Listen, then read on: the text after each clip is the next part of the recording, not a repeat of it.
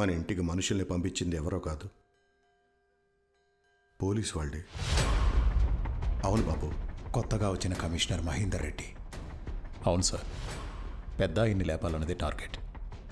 కానీ ఇప్పుడు మీ ఇంట్లో ఉన్న పెద్ద తలకాయలందరినీ లేపేయాలనుకుంటున్నారు, అది కూడా 10 రోజుల్లో.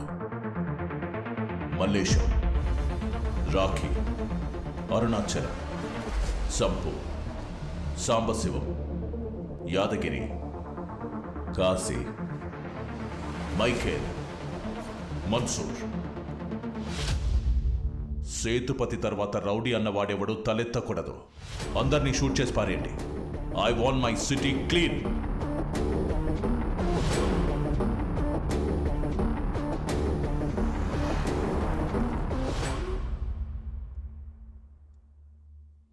ఎన్కౌంటరా? కాదే, నాకు గ్యాంగ్ వార్ అని చెప్పారే.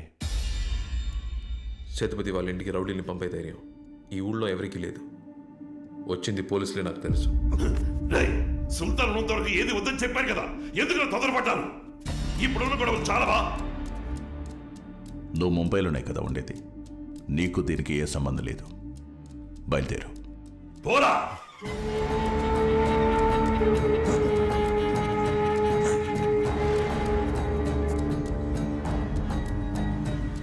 నేను నీ మంచి కోరి చెప్తున్నాను, ఇక్కడ ఉండొద్దు, వెళ్ళిపో.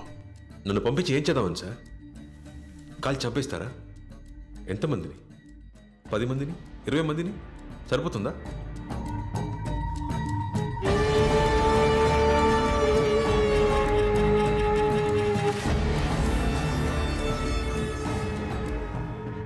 నాకు తెలిసిన ఈ విషయం వాళ్ళకి తెలిసి ఏమవుతుందో మీకు తెలుసు. వాళ్ళ కానిస్టేబుల్ అయినా ఒకటే, కమిషనర్ అయినా ఒకటే. బెదిరిస్తున్నావా? మీ నాన్న స్థానంలోకి రావాలనుకుంటున్నావా? లేదు సార్, అవకాశం ఏమంటున్నాను. మీరు వాళ్ళని చంపాలనుకుంటున్నారు, నేను వాళ్ళని మార్చాలనుకుంటున్నాను. వాళ్ళనా? వాళ్ళని మార్చలేవు. వాళ్ళ మీద వారానికి 100 కేసులు వస్తున్నాయి. మారుస్తావా? వైలెన్స్ వాళ్ళ రక్తంలోనే ఉంది. వైలెన్స్ వాళ్ళ రక్తంలో లేదా సార్, వాళ్ళ బ్రెయిన్లో ఉంది. నట్లు బోల్టు ప్లేట్లతో తెలివి ఫీలింగ్స్ లేని రోబోట్ని కూడా నేను చెప్పింది చెప్పినట్టు చేయించగలను. నా మంచి చెడు చూసి నన్ను పెంచిన వాళ్ళు నా మాట విని నేను చెప్పినట్టు చేస్తారు. వాళ్ళు ఇలా అయిపోవడానికి మా నాన్న కూడా ఒక కారణం సార్. అందుకే వాళ్ళని మార్చాలనుకుంటున్నాను. ఒక అవకాశం అండి సార్. నువ్వు మహాభారతం చదివావా? మహాభారతంలో కృష్ణుడు 100 అవకాశాలు ఇచ్చినా కౌరవులు మారలేదు. ఆయనే వాళ్లను చంపేశాడు. నువ్వు ఒక్క అవకాశమే కదా అడిగింది. ఇస్తాను. 6 నెలలు సరిపోతుందా? కానీ ఈ 6 నెలల్లో వాళ్ళ మీద ఓ చిన్న పెట్టి కేసు కూడా ఫైల్ అవ్వకూడదు. ఏ స్టేషన్లోనూ ఏ ఒక్కరి మీద ఒక్క కేసు కూడా ఉండకూడదు. జరిగే పనేనా?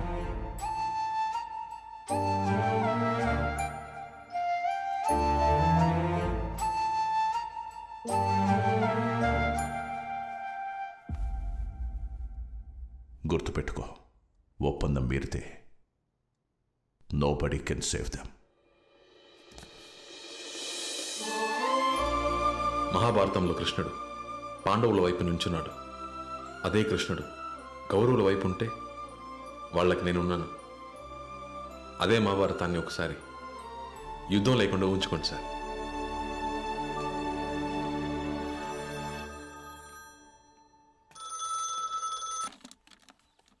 హలో, వెలగపూడి నుంచి మాట్లాడుతున్నాం.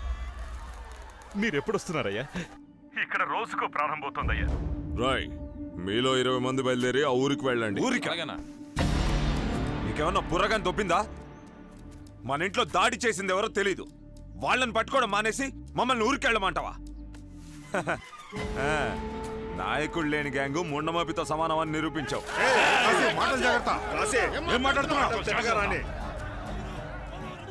నేను చెప్తున్నా, ఎవరు వెళ్ళకూడదు.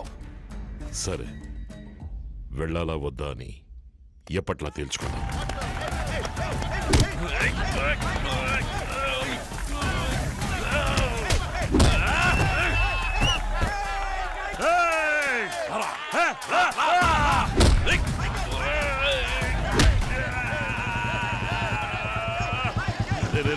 ఆపండ్రా. ఎందుకు ఆగారు? పర్లేదు కానివ్వండి. అది కాదు బాబు. బాగా ప్రాక్టీస్ చేసి అందరినీ కొట్టండి, నరకండి, చంపండి. ఆయనపై 3 రోజులు కాలేదు ఇంకా. మీరు అసలు మనుషులేనా? ఇలాంటి పనులు చేసి ప్రశాంతంగా తిండేలా తింటున్నారు. రక్తం వాసనకి వాంతి రావట్లా? ఇక్కడికి వచ్చేటప్పుడు ఎంతో ఆనందంగా వచ్చాను. ఇప్పుడు అసలు ఎందుకు వచ్చానని ఉంది. ఇప్పుడు చెబుతున్నాను వినండి. నేను ఇక్కడ ఉన్నంత వరకు ఎవరైనా కత్తి చేత పట్టారో ఆ నిమిషం మీరెవరో నేనెవరో. నేనున్నంతకాలం ఈ గడప తొక్కను, మీ మొహాలు అసలు చూడను. తప్పుకో. ఏంటి జపాన్కి రావా? పిచ్చెక్కిందా నీకు? మచ్చా ఇది నీ డ్రీమ్. దీనికోసం నువ్వు చాలా కష్టపడ్డావు. వీళ్ళందరూ ఎవర్రా? ఆఫ్టర్ రౌడీ గ్యాంగేగా. ఇంకేం ఆలోచించుకో, బయలుదేరు. నీకు వీళ్ళు రౌడీలు కావచ్చు, కానీ వీళ్ళే నా సర్వస్వంరా. వీళ్ళ చేతి ముద్దే తిన్నాను, వీళ్ళ ఒళ్ళోనే పడుకున్నాను. అన్నీ మర్చిపోయి ఎలా రమ్మంటావురా నా వాళ్ళని చెప్పుకోవడానికి? నాకు ఇంకెవరు మిగిలి ఉండరు. నువ్వు వెళ్ళు, నేను రాను.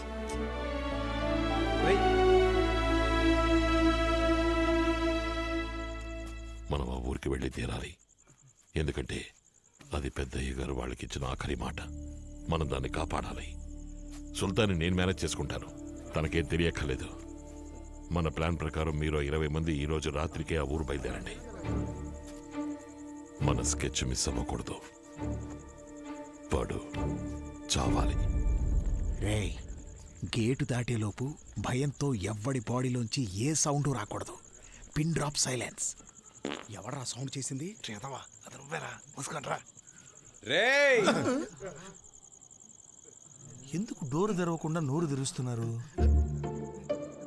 అయ్యయ్యో, దొరికిపోయావా? ఎక్కడికి రా అడుగుతున్నాగా. చెరువు గట్టు వరకు వెళ్ళొద్దామని. దానికి బ్యాగులు ఎందుకురా? వచ్చేటప్పుడు జంగాకి బిస్కెట్లు చాక్లెట్లు తెద్దామని. నో సుల్తాన్. మరి తాడినాయల బుక్ అయితే చెప్పకుండా ఏదో కంత్రి పని చేస్తున్నారు. బాసు, నేను పెళ్లి చూపులకు వెళ్తున్నా. దొరికంటే నిజం చెప్పడం. పెళ్లి చూపులకి? అవును బాసు. అది నేను నమ్మాలి. ఇప్పుడు నిజం చెప్పు. ఇప్పుడు ఇంకో అబద్ధం చెప్పాలా? చెప్తాను బాసు. పోయిన వారం మార్కెట్కి సరుకులు తెద్దామని పోయా. సరుకులు తీసుకుంటుండగా వెనక నుంచి ఒక చెయ్యి నా మీద పడింది. ఉలిక్కిపడి వెనక్కి చూస్తే గిత్తలాంటి మా అత్త నన్ను చూడగానే బోరుని ఏడ్చేసింది. నేను ఏడుస్తున్నాను, మా అత్త ఏడుస్తోంది. మార్కెట్ మొత్తం మమ్మల్ని చూసి ఏడుస్తోంది. ఇక్కడ గోడ ఉందేంటి? అబద్ధం. తెలుసు, రోజు బండి అన్నం పెట్టి నేను మేపుతున్నాగా. ఎందుకు ఆపావురా? ఏం లేదు బాసు, జంగా షూలేసి అడ్డుపడింది. ఇడి జాండా బొంగు. మా అత్త ఏడుస్తూ ఓ మాట అంది. ఒరే కింకాంగు, కింకాంగు, నా కూతురు నీకోసమే పుట్టిందిరా, నీకోసమే ఎదురు చూస్తోందిరా, వచ్చి దాని మెళ్ళలో తాళి కట్టరా అంది. నా మనసు తల్లడిల్లింది. తన మాట కాదనలేక, సరే సుల్తాన్కి చెప్పకుండా ముందెళ్ళి పిల్లని చూసొచ్చి ఆ తర్వాత సుల్తాన్కి చూపిద్దామని ఇదిగో ఈ పొట్టాడే సలహా ఇచ్చాడు. ఇదేనా మ్యాటర్? నాకేదో కొడుతోంది. తెలుసు, నీకేం కొడుతుందో నేను ఎక్స్పెక్ట్ చేయగలను. చిన్నప్పుడే ఇంట్లోంచి పారిపోయి వచ్చిన ఈ ఎదవని ఈ వయసులో ఈ లత్త ఎలా గుర్తుపట్టింది అనేగా. చిన్నప్పటి నుంచి నాలో మారింది ఒకే ఒకటి ఉంది, అది నా హెయిర్ స్టైల్ బాసు. నా డౌట్ అది కాదు కింకాంగ్. మరి ఇంకేంటి? నీ కింకాంగ్ అని పేరు పెట్టింది మేము. నీ అత్త ఎలా నిన్ను కింకాంగు కింకాంగు అని ఏడిచ్చింది? నవ్వుతున్నాడు సుల్తాన్. రాయ్, ఏడుస్తున్నాను రా. ఏం బాసు సుల్తాన్, నేనింత నిజాయితీగా చెప్తున్నా, నువ్వు నన్ను నమ్మట్లేదే? నా ముద్దు పేరు మా అత్తకి తెలియదు కూడా నేను చేసిన తప్పవుతుందా చెప్పు? ఇవి నీ చేతులు కాదు, కాళ్ళు అనుకో. నేను చెప్పిందంతా నిజమని నమ్మకపోతే నేను చాలా ఫీల్ కథలు చెప్పలేక చస్తుంటూ ఊపుకుంటూ వస్తున్నాడు. ఏం లేదు బాబు, బాయ్, నేను సుల్తాన్ గారిని అర్థమయ్యేటట్టు చెప్తున్నాను. నేను పెళ్లి చూపులకు వెళ్తున్నట్టు. అనవసరంగా చెడగొట్టి ఇరికించక బాయ్. నీకేమైనా బ్రెయిన్ ఉందా? నన్నేం చేయమంటావు? తలుపు తెరుచుకుని ఆయనే వచ్చేసాడు. ఆ కాడ్చేలా జంగా తీసుకొచ్చాడు. వాడు ఫుడ్ కట్ చేసి ఏ సమస్య రాకూడదంటే వైజాగ్లో ఉండకూడదు. ఎవరికీ తెలియని చోటుకెళ్ళి వాళ్ళు తలదాచుకుంటే మంచిది. ఆలోచిస్తున్నాడు చూడు, దొరికేవంటే తోలు ఊల్చేస్తాడు. నిన్ను కాపాడేందుకు నా బోనస్ పెంచాలి. సరేరా, పెళ్లి చూపులకు నేను వస్తా. సుల్తాన్, వాడి పెళ్లికి వాడేవాళ్ళు, మరి మీరెందుకు? వెళ్ళాలి మావయ్య, మన ఇంట్లో జరిగే మొదటి శుభకార్యం కదా. మన ఇంట్లో మొత్తం ఎంతమంది? 94 మంది ఉన్నారు. మన జెండాతో కలిపితే 110. రైట్, మనందరం పెళ్లి చూపులకి వెళ్తున్నాం.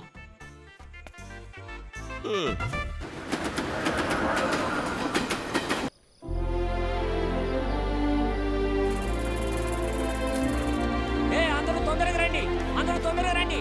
అందరూ తొందరగా రండి అమ్మా, రండి. యబ్బా నేను చెప్పేది ఏంటంటే మాట ఇచ్చిన ప్రకారం విశాఖపట్నం నుంచి రౌడీలందరూ వచ్చేసారు. టౌన్ లో ఉన్న కళ్యాణ మండపంలో బస చేశారు. జయేంద్ర ఎవరైనా చూపిస్తే చాలు ఏజ్ పారేసి వెళ్ళిపోతారు. ఇలా చూడండి, మనందరికీ మంచి జరగాలంటే ఈ విషయం గురించి బయట ఎవరికి తెలియకూడదు. అలాగే అలాగే. ఇది జయేంద్ర చెవిన పడిందంటే ఏమవుతుందో తెలుసుగా? సుల్తాన్కి ఏమీ తెలియకూడదు. ఆ జయేంద్ర చావాలి. అవునవును, ఇవన్నీ పనికిరాని పనులు. దేనికి దారి తీస్తాయి ఏమో. ఇలా అపశకనాలు ఆయన మాట్లాడతారేంటి? మాటలేం పట్టించుకోవద్దు. మీరందరూ వెళ్ళండి, వెళ్ళండమ్మా. ఇదిగో వెళ్ళొచ్చి అటెండెన్స్ తీసుకుంటాను. ఏ ఒక్కడు మిస్ అయినా చంపేస్తాను.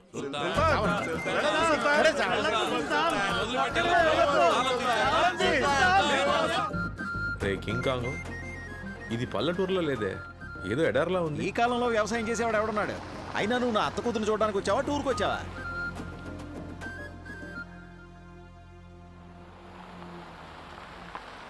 మంచి ముహూర్తంలో కారు వచ్చింది. వీళ్ళల్లో నాకు కాబోయే మామగారిని ఎలా కనిపెట్టాలి? ఈ బట్ట తలవడై ఉంటాడు. అల్లుడు గారు మీ బొచ్చే మీ కందం. ఇంకొక వీడు కాదురా మామ, వీడురా. అమ్మయ్య, సుల్తాన్ చూడలేదు. అయ్యా వీరభద్ర, మమ్మల్ని ఆదుకోవడానికి వచ్చిన ఈ బిడ్డకు ఆశీస్సులు ఇచ్చి ఈ ఊరిని కాపాడయ్యా. నువ్వే దిక్కు వీరభద్ర. అమ్మ పెళ్లి కొడుకు నేను కాదు, ఎత్తును బాసు. పెళ్ళి ఇది కాదు, రా. వీరభద్రుడు వచ్చాడు, ఊరిని కాపాడడానికి వీరభద్రుడు వచ్చాడు. ఒక ముఖ్యమైన విషయం, మేము ఇక్కడికి ఏ పని మీద వచ్చాము అన్నది సుల్తాన్కి అస్సలు తెలియకూడదు.